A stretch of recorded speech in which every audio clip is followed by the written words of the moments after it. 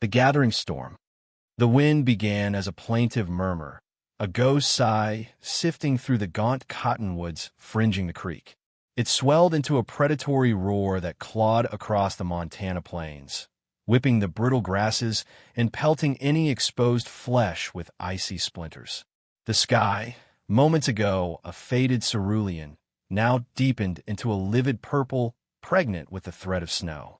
John Riley, face crinkled against the strengthening gale, felt the familiar vice of worry clench his stomach.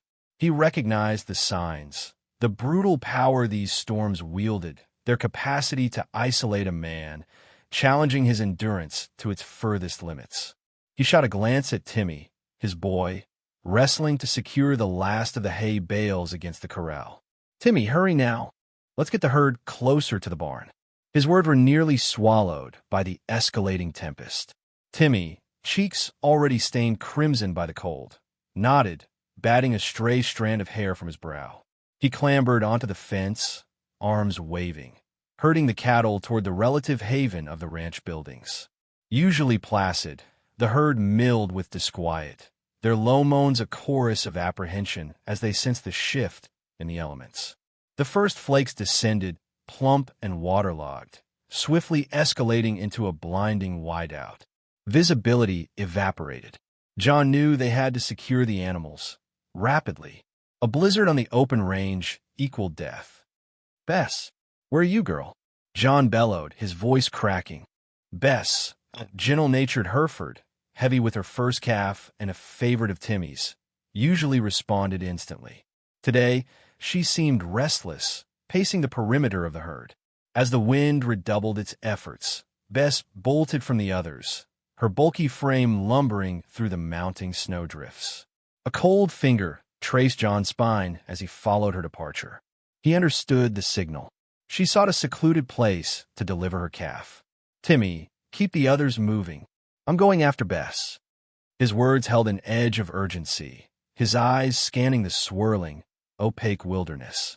"Be careful, Pa," Timmy called out, his young face etched with concern. John plowed through the white expanse after Bess. The barn, a time-worn edifice that had stood watch over the Riley ranch for generations, beckoned as a potential refuge, but also held dangers. Years of neglect had taken their toll, a gaping wound where part of the roof had caved in and walls riddled with fissures. He located Bess near the dilapidated structure, her breath puffing out in white clouds as she scraped at the snow-covered ground. She seemed to be evaluating the crumbling edifice, her large, hazel eyes reflecting a raw, instinctive understanding. "Bess, girl, what you doing? This place is falling apart." John reached for her, his hand settling on her thick, shaggy coat. She flinched but didn't retreat. He felt the shivers coursing through her. He tried to guide her toward the main barn, but she stood her ground, planting her hooves resolutely. He knew arguing was futile. A cow this close to calving would not be moved. The wind shrieked through the breached roof of the old barn, a macabre symphony. Snow swirled within, frosting everything in a blanket of white. Despite his thick coat, John felt a chill that went deeper than the cold. He couldn't abandon Bess here. He stumbled back toward the house, the wind buffeting him mercilessly. He needed supplies to make the old barn even minimally habitable. He found Timmy struggling to latch the gate to the main barn. "Pa, is Bess all right?" Timmy asked, his voice tight with worry. "She's about to calve, Timmy, and she's holed up in the old barn. It's a mess in there. I need blankets, some hay, and the lantern." Timmy's eyes widened in alarm. "The old barn? But it's collapsing."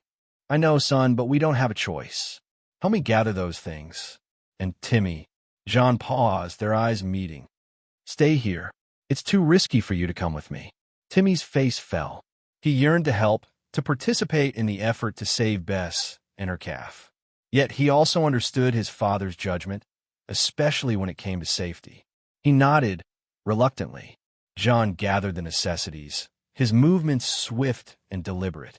He felt the burden of responsibility settle heavily on his shoulders. He must safeguard Bess, her calf, and Timmy.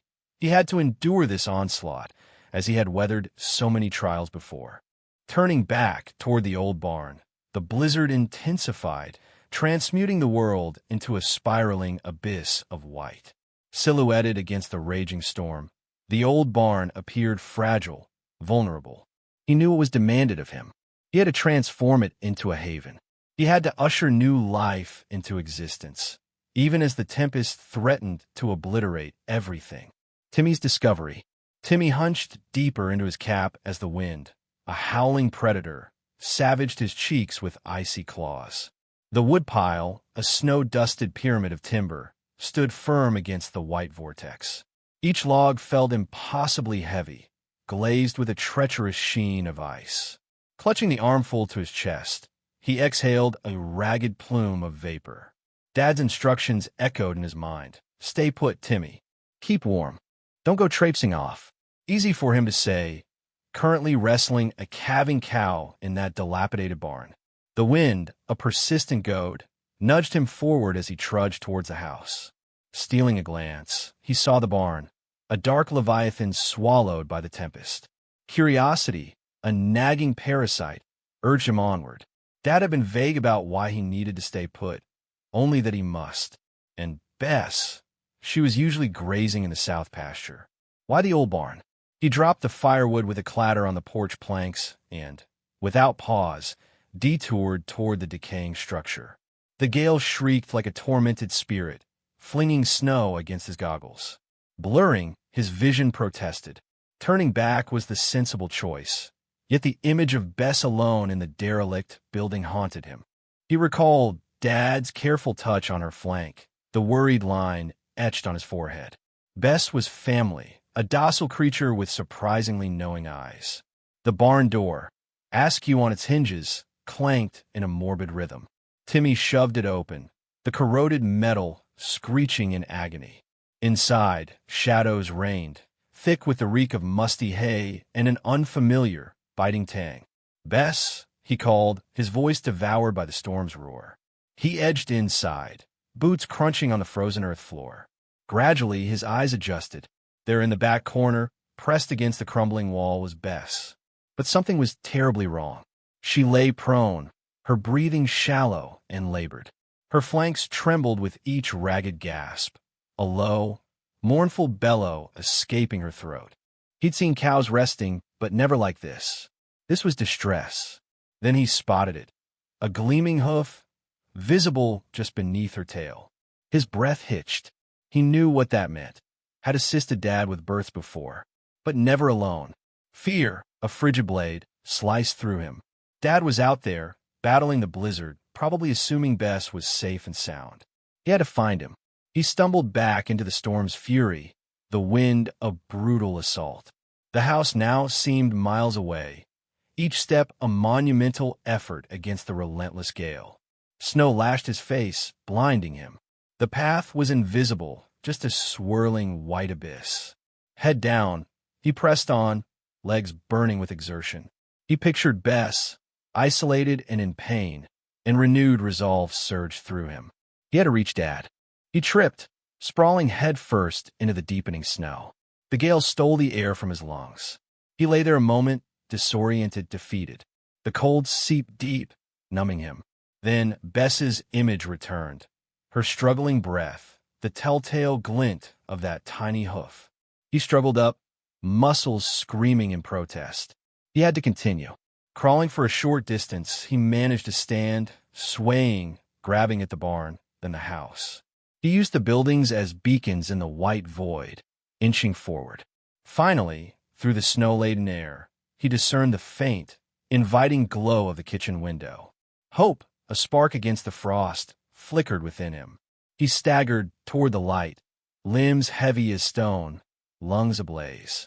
He reached the porch, his numb fingers grappling with the frozen doorknob. He burst into the kitchen, gasping, his face flushed and aching. His mother turned from the stove, her expression one of immediate alarm. "Timmy, what happened? You're like an ice sculpture." "Bess," he rasped, his voice a croak. "Old barn, calving alone." "Dad." The words, a garbled mess, spilled out, yet she understood. She recognized the look of desperation in his eyes, the urgency in his voice. She gripped his shoulders, her touch firm. "Stay here, Timmy. Get warm. I'll go get your father."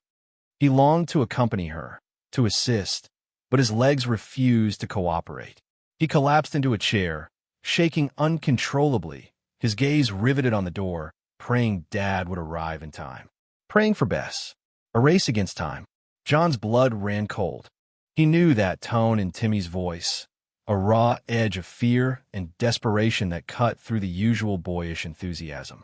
He gripped Timmy's shoulders, kneeling to meet his gaze. Snow clung to the boy's eyelashes, his cheeks flushed a furious red. "Bess is calving alone in the old barn," Timmy gasped, the words tumbling out in a rush. She's not doing good, Pa. I think she needs help." John's mind raced. The old barn. It was practically derelict, the roof riddled with holes, the walls offering little protection from the elements. Bess, calving alone in this blizzard, it was a recipe for disaster. He cursed under his breath, the sound swallowed by the howling wind. "How long ago, Timmy?" he asked, his voice tight. Maybe an hour? I don't know. I had to fight my way back." Timmy shivered, his small body trembling. An hour. That was time they didn't have.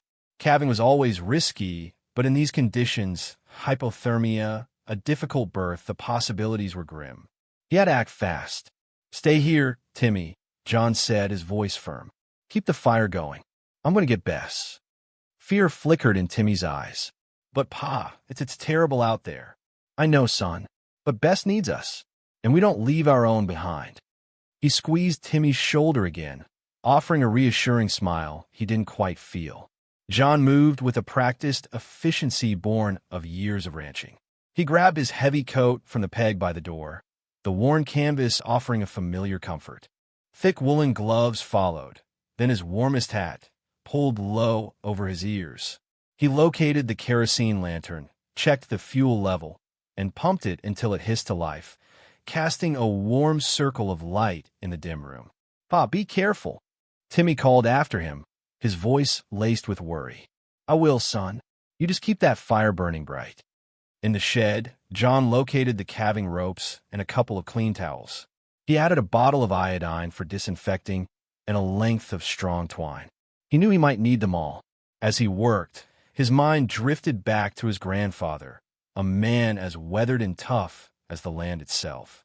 He remembered sitting at his grandfather's knee, listening to stories of blizzards and calving seasons past.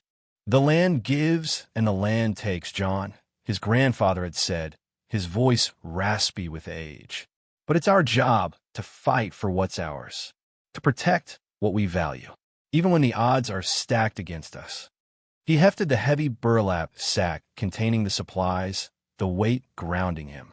His grandfather's words echoed in his mind, a source of strength and resolve. He wasn't just saving a cow. He was upholding a legacy, a way of life. Before stepping out into the storm, John paused, taking a deep breath.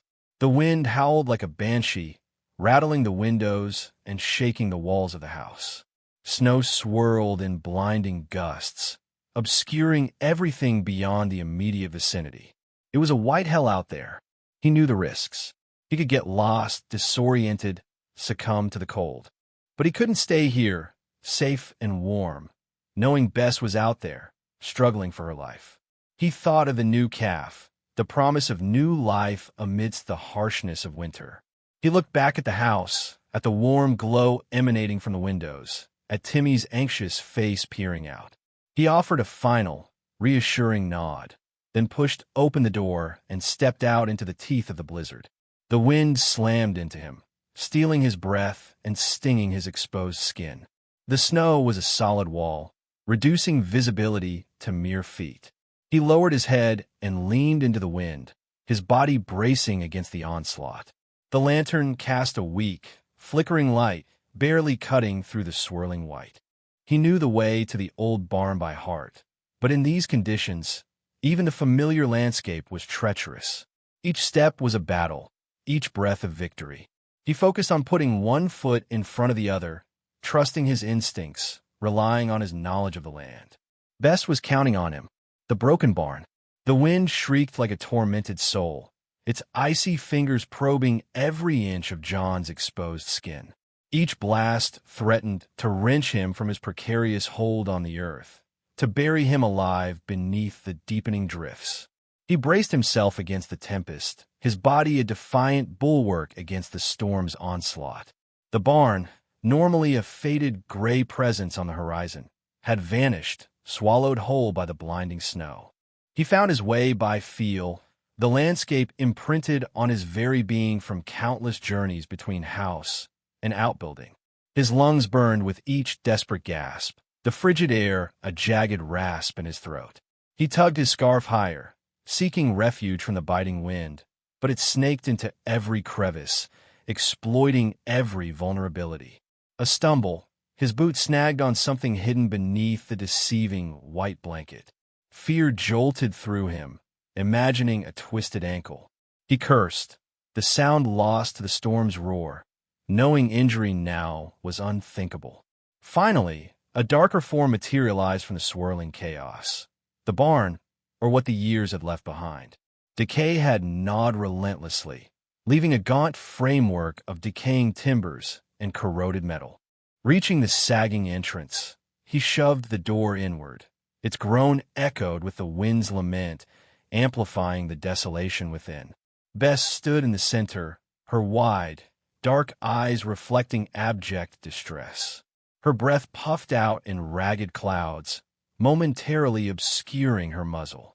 She shifted uneasily, a low, mournful bellow rumbling from her chest, a sound of anguish, a desperate plea. John hurried to her side, his hand instinctively reaching to soothe her shivering flank. "Easy, girl," he murmured, his voice swallowed by the gale. Her coat, thick with snow, felt icy and matted beneath his hand.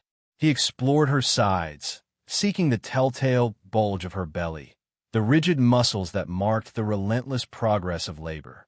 She strained, but something was amiss. The structure offered scant protection from the elements. Gaping holes in the walls unleashed icy drafts and swirling snow, a ghostly dance around the distressed animal. The roof slumped hazardously, threatening to give way under the accumulating weight. Through missing shingles, he glimpsed a swirling panorama of gray and white. The floor was a treacherous swamp of mud, straw, and frozen slush. He knelt beside Bess, disregarding the creeping cold. He needed to quickly decipher the situation. He palpated the calf's position. Something felt terribly wrong. Breach? Or worse. Her labor was stalled, agonizingly slow. She faltered, her strength ebbing with each contraction. A cold dread began to suffocate him. He knew the potential consequences of a difficult calving, especially now. Infection, collapse, death for both mother and offspring. He wouldn't allow it. Not on his watch. Not Bess, a cherished member of their family. He rose, his gaze sweeping the interior of the barn, desperately seeking anything useful. An overturned, rusted bucket lay abandoned in a corner. A broken pitchfork leaned against a crumbling wall. Worthless, utterly futile. He had to move her. But how? The blizzard was a ferocious barrier, a swirling curtain of wind and snow. Transporting her in this condition was fraught with peril, but remaining here promised certain doom. A choice had to be made, and quickly. Another despairing bellow tore from Bess's throat, a sound that pierced his heart. He met her pleading gaze, her eyes brimming with trust. He knew what he had to do. A difficult birth.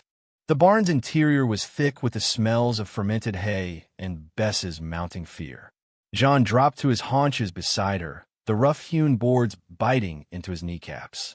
"Steady, girl," he rumbled, his voice a counterpoint to the wind's shriek that threatened to tear the ramshackle barn apart. "Easy, Bess. I'm right here." He stroked her flank, feeling the shudders that pulsed through her with each labor pain. Her breath came in ragged gasps, each exhale a moist, agonizing wheeze. The swinging lantern threw elongated, grotesque shadows that amplified the barn's state of disrepair. Specks of dust danced in the dim light, a miniature maelstrom mimicking the blizzard outside.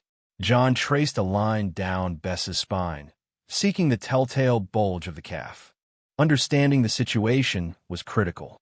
He pressed his ear to her distended belly, listening for the reassuring lube dub of a heartbeat, the tiny drumbeat of a fetal kick. Both were there, faint yet persistent, a delicate melody against the backdrop of potential tragedy. He reached for the tepid water Timmy had bravely lugged out before being ushered back indoors, appreciating his son's initiative even if it bordered on defiance. He saturated a cloth and began cleaning Bess's rear quarters, murmuring soft words of comfort. Visibility was paramount. Taking a bracing breath, John reached inside, his hand encountering unfamiliar slipperiness. Not the head, nor the front legs. Alarm constricted his chest. He explored further, his fingers confirming the unmistakable roundness of hindquarters. Breech. The calf was backward. A glacial dread seeped into his bones, colder than the storm's icy tendrils. A breech birth was often fatal, particularly here, isolated within these decaying walls. The calf was misaligned, obstructing its own delivery. Without assistance, both mother and offspring were destined to perish. He withdrew his hand, the damp rag falling unnoticed into the soiled straw. He looked at Bess, her large eyes mirroring her distress, silently begging for aid he wasn't sure he could provide. "God damn it," he muttered, the words swallowed by the wind's relentless assault. He understood the grim necessity. He had to attempt to correct the calf's position. It was a perilous action, one that could easily harm Bess, or worse, result in the calf's immediate death. Yet inaction guaranteed demise. John rose, his back protesting, his muscles knotting with strain. He circled in the confined space, his boots sinking slightly into the dung-caked earth. He delivered countless calves, but never one so complicated, never one weighted with such heavy consequence. This was more than livestock. It was about perseverance, about clinging to hope in a world intent on extinguishing it. He pictured Sarah, anxious lines etched on her face back in the house. He recalled Timmy, his eyes wide with a blend of apprehension and anticipation, trusting in his father's seemingly limitless capabilities. He couldn't fail them. He wouldn't. He knelt once more by Bess, his gaze steady. "All right, girl," he declared, his voice resolute despite the tremor in his fingers. "Let's see what we can do." He inhaled deeply, bracing himself for what lay ahead. He knew it would be arduous, messy, and potentially in vain. Still, he had to try. He owed it to Bess, to the unborn calf, to his family's future. He reached again for the bucket, the water now lukewarm, offering little respite from the icy grip of despair. The blizzard raged on, oblivious to the desperate struggle unfolding within the dilapidated sanctuary of the failing barn. Hemlock's wisdom. The wind howled like a banshee, clawing at the barn's weakened frame. John knelt beside Bess, the frigid air stealing his breath with every gust that knifed through the cracks. "Easy, girl," he murmured, his voice barely audible above the storm. He ran a hand along her trembling flank, feeling the slickness of amniotic fluid. A breach. Damn it all to hell. His grandfather's voice, a low rumble seasoned with years of hard labor, echoed in his memory. Breech birth John is a thief in the night. Steals life quick. You gotta be quick, too, but not reckless. Recklessness gets you killed, or worse, gets the animal killed. Old Man Hemlock. He learned more about life, death, and the capricious nature of both from that man than from any book. Hemlock had possessed a quiet wisdom, born of unwavering observation and a deep understanding of the land. He'd known the rhythm of the seasons, the language of the animals, the secrets whispered on the wind. And he'd always emphasized respect, especially when wrestling with forces larger than himself. John closed his eyes for a moment, picturing his grandfather's weathered face, the lines etched deep by sun and wind, the knowing glint in his eyes. First, Hemlock's voice continued in his memory. Check the position. Feel for the legs. Are they tucked under? Can you get them out? Opening his eyes, John reached inside Bess again, his hand encountering the cold, unyielding curve of the calf's hindquarters. The legs were indeed tucked, folded tight, against its belly like a sleeping bird. He needed to push the calf back in, find those legs, and pull them free. A Herculean task, even in a warm, well-lit barn, let alone here, in this decaying structure, with a blizzard raging outside and his fingers already numb. He scanned the barn, his gaze sweeping over the meager supplies. A coil of rope, some rusty tools, a half-empty bag of grain.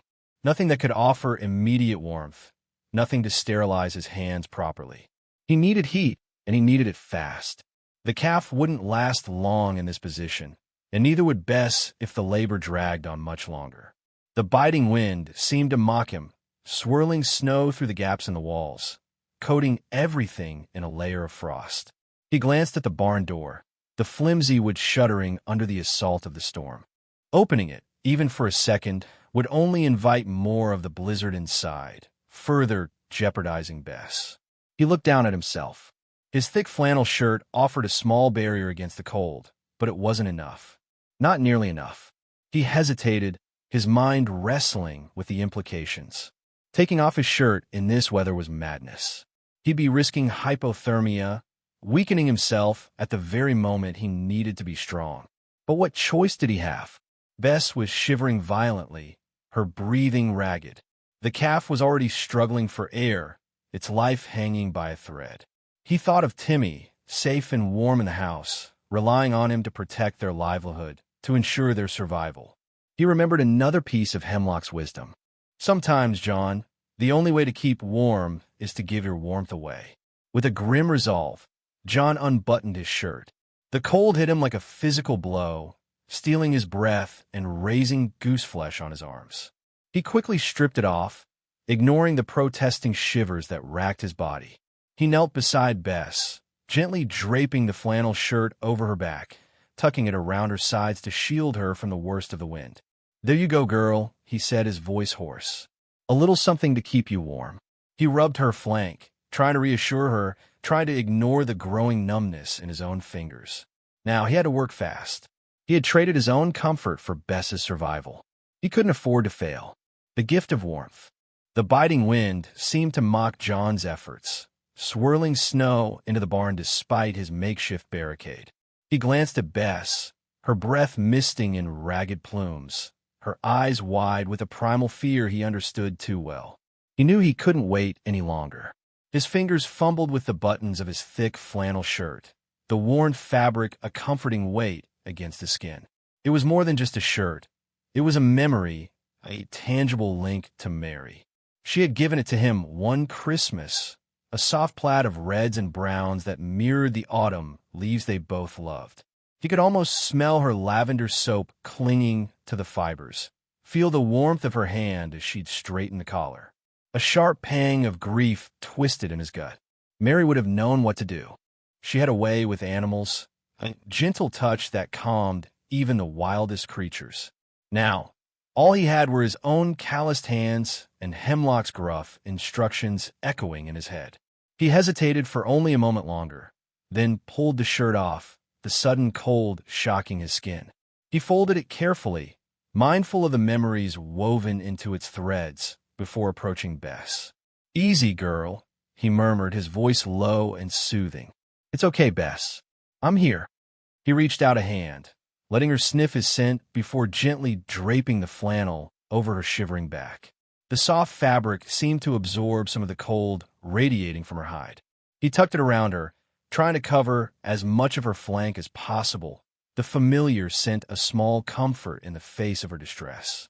"There you go," he said, patting her neck. "That's my good girl." The shirt looked absurd on the massive cow, like a child's blanket draped over a mountain. But John didn't care. He needed to do something, anything, to ease her suffering and give her a fighting chance. He took a deep breath, steeling himself for the task ahead. The snow swirled around him, stinging his face, but he blocked it out, focusing solely on Bess. He ran a hand along her swollen belly, feeling for the position of the calf.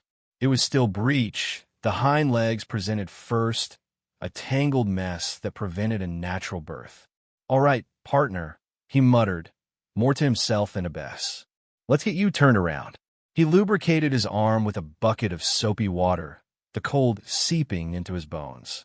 He reached inside, the sensation foreign and unpleasant, his hands searching for the calf's legs. The muscles of Bess's uterus contracted, making the task even more difficult. He worked slowly, carefully, trying not to panic her, his fingers probing, searching for purchase. He found one leg, then the other, both folded awkwardly beneath the calf's body. He needed to push the calf back in, to create enough room to maneuver its legs into the correct position. It was a delicate dance, a careful balance between force and gentleness. Sweat beaded on his forehead despite the freezing temperature. His muscles ached with the effort, his breath coming in ragged gasps. He could feel the calf's heartbeat, a faint, rapid thrum against his fingertips, a fragile spark of life he was desperate to protect. He pushed gently but firmly, feeling the calf shift slightly. Bess groaned, a low, guttural sound of pain and exhaustion. He paused, letting her rest for a moment before trying again. He repeated the process, pushing, maneuvering, coaxing the calf into a better position.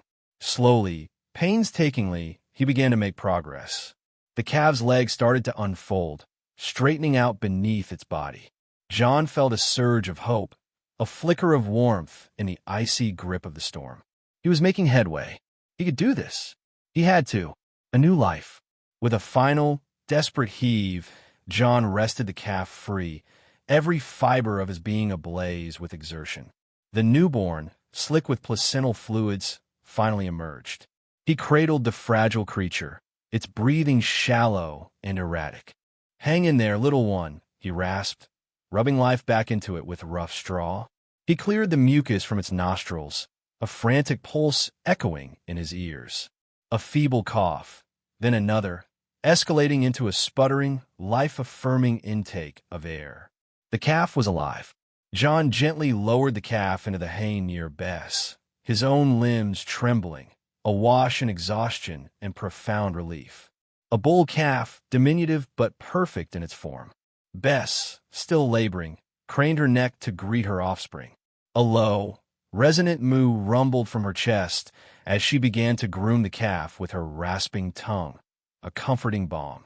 Instinctively, the calf burrowed towards her udder.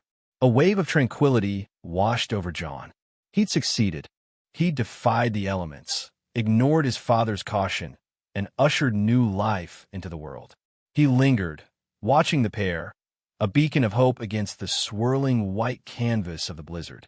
He understood, with a certainty that resonated deep within him, that this went beyond just saving livestock. It was about safeguarding something fundamental, a linchpin of their very existence. He leaned back against the barn wall, the gale still shrieking its fury outside. He was chilled to the bone, soaked through and drained, yet a heat bloomed within him, unrelated to the flimsy shelter. "Dad," John started, surprised. Timmy stood framed in the doorway, his face etched with worry giving way to burgeoning relief, eyes huge. Swathed in layers of coats and scarves, his cheeks glowed crimson from the biting wind. He clutched a stack of thick wool blankets and 2 steaming mugs. "Timmy, what are you doing out here? I told you to stay put." "I couldn't, Dad." Timmy's voice wavered slightly. "I was too worried. I brought blankets and hot cocoa." He hurried to John, enveloping his father in the warmth of a blanket. "Are you all right? Is Bess okay?" John embraced Timmy, holding him tight.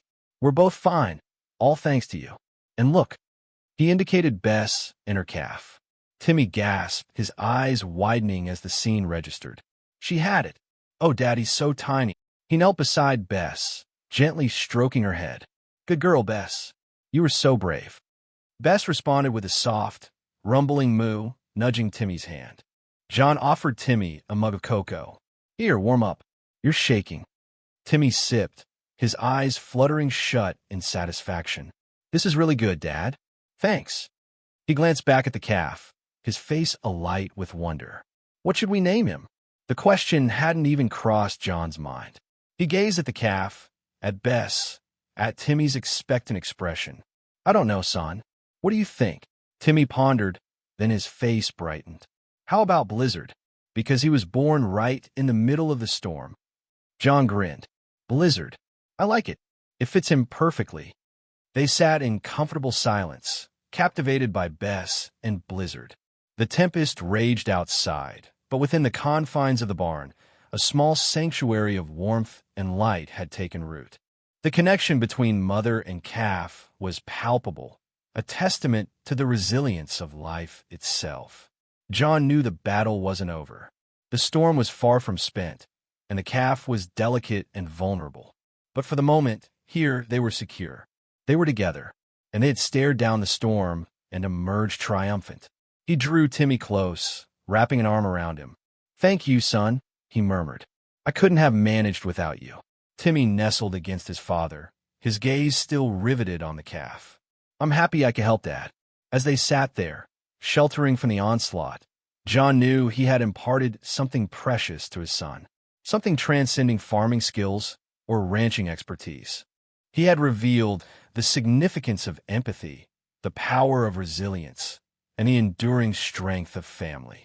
And in that instant, he felt a profound certainty that the Riley heritage would endure stronger than ever, even when pitted against the harshest adversities. Sunrise on the ranch. The trek back to the main barn felt longer than the struggle with the breech birth. Bess, still wobbly but driven by instinct, nudged Blizzard forward with her nose. John walked beside her, one hand resting on her flank, the other guiding Timmy through the drifts. The wind had died down to a whisper, leaving behind a silence so profound it ached in their ears. "Think she's cold, Dad?" Timmy asked, his voice muffled by his scarf. John glanced at Blizzard, the calf's small body a dark silhouette against the pristine snow. "She's got her mama's warmth now, Timmy, and that's the best blanket there is." He knew it wasn't just warmth Blizzard needed. It was the reassurance of her mother, the primal connection that transcended even the fiercest storm. They reached the barn doors, John heaving them open against the packed snow. The warm, hay-scented air rushed out to greet them. Inside, the other cows stirred, their low moans a welcome chorus after the night's ordeal. John guided Bess and Blizzard to a clean stall, filled with fresh straw. Bess immediately began to lick her calf, a rough but tender grooming that spoke volumes. Timmy watched, mesmerized. "She really loves him, doesn't she, Dad?" "More than anything," John replied, his voice thick with emotion. He ruffled Timmy's hair. "Just like I love you." He busied himself with securing the stall, checking Bess's water and hay, ensuring Blizzard could easily reach his mother's milk. The physical work was a balm, a way to ground himself after the emotional roller coaster of the past few hours. As he worked, he noticed it, the faintest glimmer of pink on the horizon. He walked to the barn door, Timmy close behind.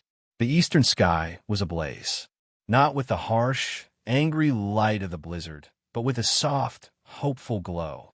The clouds, now broken and scattered, were edged with gold and rose. The snow-covered fields reflected the light, transforming the ranch into a landscape of breathtaking beauty. Every fence post, every tree branch was outlined in sparkling white. "Wow," Timmy breathed, his eyes wide with wonder. "It's like a whole new world." John nodded, unable to speak. He felt a profound sense of peace settle over him, a feeling he hadn't experienced in a long time. The storm had tested them, pushed them to their limits, but it also revealed their strength, their resilience, and the unbreakable bond between them. The sun climbed higher, casting long shadows across the snow. The air grew crisper, cleaner. The world felt reborn. He thought of his grandfather, a man who had weathered countless storms, both literal and metaphorical. A man who had taught him the value of hard work, the importance of compassion, and the enduring power of family. He could almost hear his grandfather's voice, gruff but kind, saying, "A farmer's life ain't easy, John, but it's a good life, a life worth fighting for." He glanced down at Bess, who was now lying down, contentedly nursing Blizzard. The calf suckled vigorously, his tail twitching with pleasure. The circle of life, John thought, was a powerful and humbling thing. He remembered the feel of Bess straining to deliver and the image of Timmy holding the lantern. He looked at the shirt he'd taken off to warm the calf. Bess was now lying on it. He smiled. He put his arm around Timmy. "Come on, son. Let's go get some breakfast." As they walked towards the house, John knew that the challenges were far from over. There'd be more storms, more hardships, more difficult decisions to make. But he also knew that he wasn't alone. He had Timmy by his side, and he carried within him the wisdom and strength of generations past. And he had witnessed, once again, the miracle of life, a reminder that even in the darkest of times, hope could always be found.